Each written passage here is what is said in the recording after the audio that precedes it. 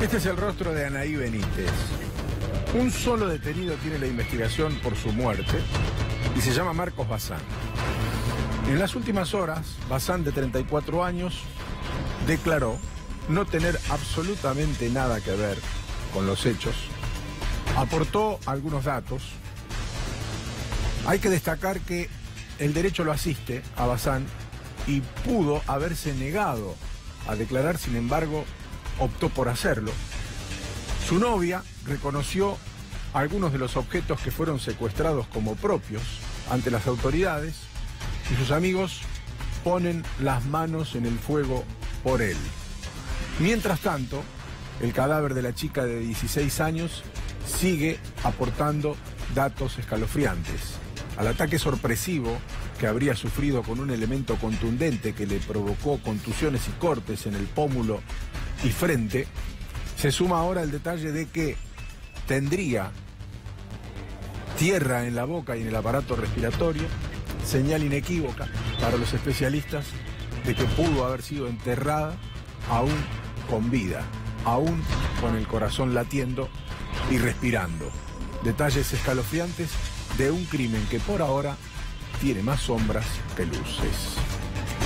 Está con nosotros Walter Gorbach, él es especialista en criminalística y en balística y siempre lo invitamos cuando queremos saber qué es lo que hay que peritar, cómo hay que interpretar la escena del crimen, cómo hay que interpretar las distintas cuestiones que ha ido encontrando la policía, por ejemplo, en la casa de este sujeto. ¿Cómo estás, Walter?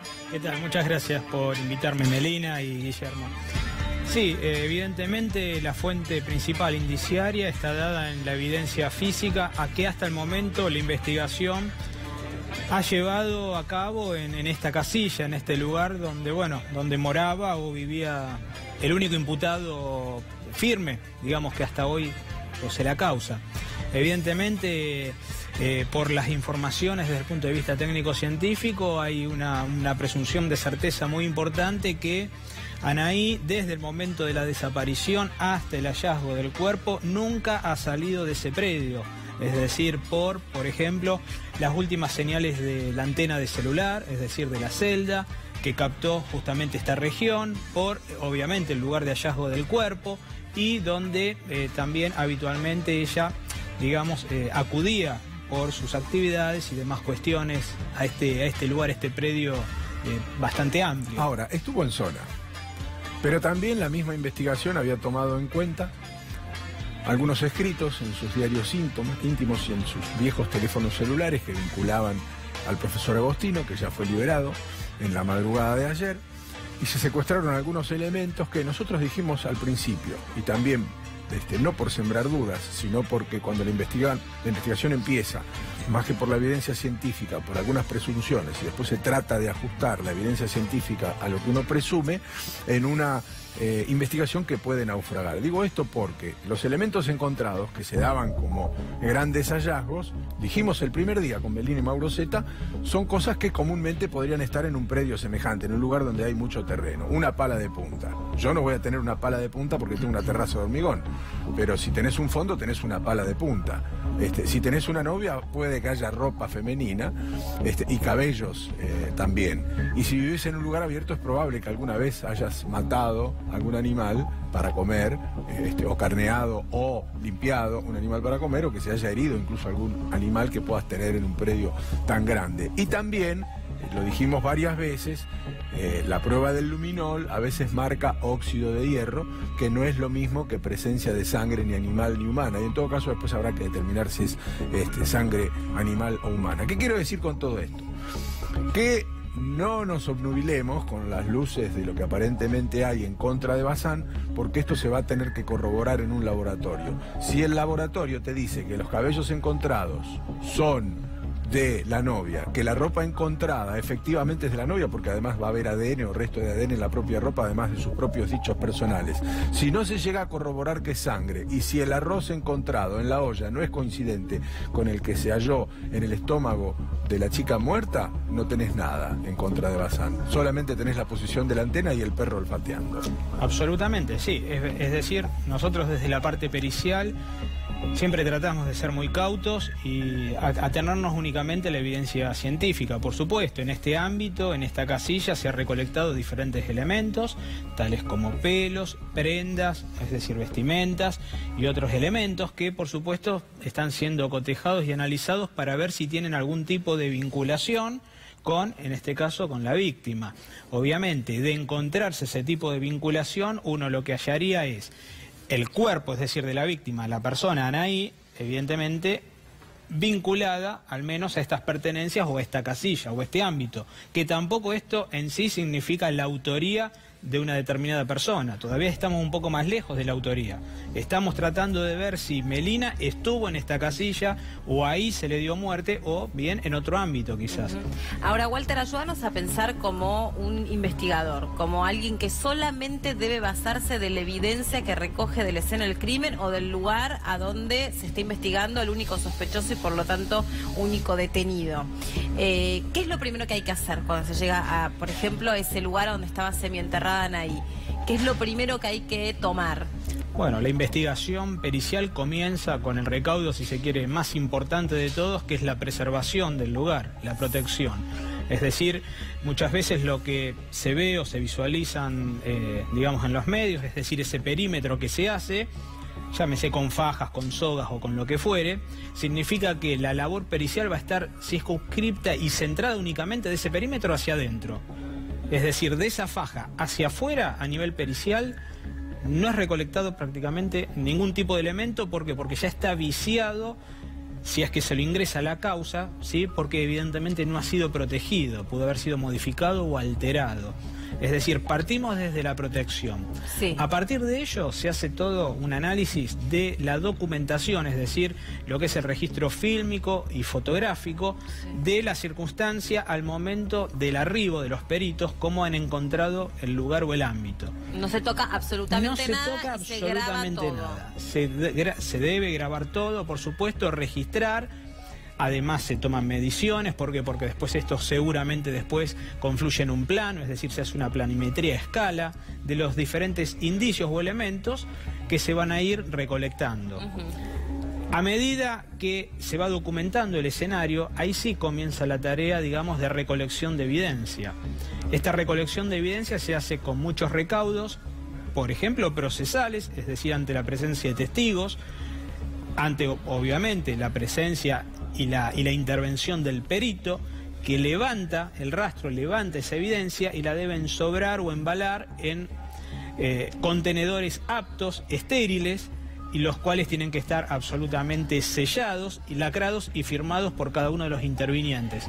¿Todo esto para qué es? O sea, por ejemplo, levantás colillas de cigarrillo, levantás o fotografías si hay rastros de pisadas, levantás muestras de la tierra. Exacto, Melina. Todas las muestras que uno va levantando tienen que ir, digamos, conservadas en un contenedor individual. Sí. ¿Sí? Y este contenedor tiene que ser inviolable para que al momento de ser cerrado, de esa forma llegue al laboratorio pericial. Y mientras tanto la autopsia. Mientras tanto la autopsia. La autopsia, digamos, está digamos, en otro carril, en otra andarivel, que es en el cual justamente se analiza el cuerpo en la morgue, ¿sí?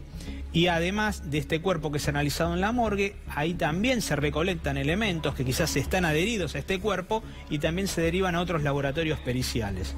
Llámese laboratorios toxicológicos, laboratorios químicos y demás. Aquí me mencionan algunas cosas que son importantes de la autopsia, como lo que se pudo comprobar, tal cual puede leerse en la pantalla, es que tenía tierra en boca. Esto no es lo mismo que tener tierra en la vía respiratoria o en el pulmón, porque allí sí, como decíamos al principio, sería una señal inequívoca de que fue enterrada viva. Teniendo tierra en la boca, queda la duda de que pudo ser también durante el enterramiento. O sea, es una posibilidad concreta. No se puede asegurar verdaderamente, ni negar. Claro, en realidad, vos bien lo decís, Guillermo, es decir, el hecho de encontrar tierra en el tracto, digamos, respiratorio, sí, es una señal, digamos, absolutamente categórica de que el cuerpo estaba con vida al momento del sepultamiento. O Pero mejor la dicho, boca... que respiraba, sí, y que que respiraba. por eso que subió la tierra por la nariz. Exactamente. Por ende, si estaba respirando, el cuerpo estaba vivo. Llámese, aunque sea en un estado de inconsciencia o el que Claro, fuere. total. Pero tenía signos vitales. El hecho únicamente de encontrar tierra en la boca no es indicativo en absoluto. Es más, de hecho, prácticamente se descarta, ¿sí?, la posibilidad de que esté viva. El hecho de encontrar tierra en la boca, ¿por qué? Porque la persona quizás al momento, obviamente, de estar confinada en este sepultamiento, bueno, la tierra que la va justamente presionando o oprimiendo, puede ingresar, digamos, a la cavidad bucal. No es ese, digamos, un indicio firme o neto. Justamente acá la cuestión radica en verificar o no la presencia en el tracto respiratorio. En principio se descarta un intento de abordaje sexual. Lo decimos en principio porque ha habido otras muertes a donde también por distintos motivos y por el estado en el que se encontró el cuerpo no se pudo terminar de verificar al 100% si esto fue efectivamente así. ¿Pero eso te permite pensar algo si no fue abordada sexualmente? Bueno, Melina, acá desde el punto de vista pericial lo que se trata de trabajar primeramente es con la causal de muerte. Ya la causal de muerte está absolutamente corroborada cómo fue este mecanismo de muerte.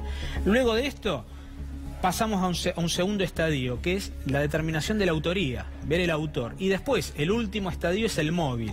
El móvil que justamente el autor pudo ejecutar, o la motivación para darle, digamos, muerte a otra persona. Muchas veces este móvil, en numerosas investigaciones judiciales, es de difícil hallazgo, aunque parezca mentira. Claro. Porque no es muy determinable, porque quizás pudo haber algún intento de abuso sexual, en este caso hacia Anaí, pero quizás a la resistencia no se pudo consumar y eso puede quedar en una, digamos, nebulosa en cuanto a resolución judicial. El caso es un misterio desde todo punto de vista. Primero porque los primeros indicios indican que estuvo viva. 5, por lo menos 4 de los días que estuvieron buscándola, de las 7 que estuvieron buscándola. Y no tiene el cuerpo marcas, por ejemplo, de haber sido atada o maltratada a lo largo de todo ese proceso. Y tampoco tiene signos el cuerpo de haber sufrido abuso sexual, más allá de que la connotación final pudo haber sido la de un abuso sexual. Por lo tanto, hay muchas cosas que resolver todavía, porque mientras todos la estaban buscando, mientras los perros estaban olfateando la zona, mientras encontraban el cadáver de un hombre, mientras su familia marchaba, mientras nosotros mostrábamos su foto, Anaí estaba viva. ¿Dónde? ¿Haciendo qué? ¿Con quién o con quiénes? Bueno, mira, justamente, en realidad, siendo un poco, por lo menos desde mi óptica, prudente en este tema, tenemos que tener en cuenta que desde el hallazgo del cuerpo al día de la fecha han pasado muy pocos días. Digo muy pocos días para lo que es una investigación técnico-científica. Es decir, todavía hay, muy bien lo decís, elementos que científicamente están siendo analizados, están en proceso. Justamente hay una persona demorada, detenida, llamémosle imputada, si se quiere, pero obviamente esto va a estar supeditado a la corroboración de la prueba científica, a ver si hay algún tipo de vinculación o no, al menos con esta persona imputada. Pero en lo que es en sí la investigación pericial y judicial está yendo verdaderamente bastante rápido, es decir, digo, post hallazgo del cuerpo. Después podemos discutir si estuvo bien o no buscado el cuerpo, me refiero a la persona, producto de la desaparición y demás. Pero desde que se encontró el cuerpo hasta el momento, al menos todas las variables periciales se están dando en este ámbito circunscripto. Y también hay que decirlo, quizás todas las fichas periciales o judiciales están puestas en esta casilla. Yo quiero hacer una pregunta final, es muy cortita porque ya tenemos que ir cerrando. ¿Los perros arrojan un resultado que es indubitable? O sea, lo que termina encontrando el perro, ¿termina siendo una prueba fundamental? Bueno, lo que da el perro es un indicio muy fuerte, muy alto. Hay que también ser prudentes, es decir, el olfato del perro es un olfato muy agudo. Son perros que están entrenados para este tipo de labor, sí. Es decir, son exclusivamente, justamente entrenados para este tipo de finalidad. Muy rara vez el perro erra, digamos, en su capacidad o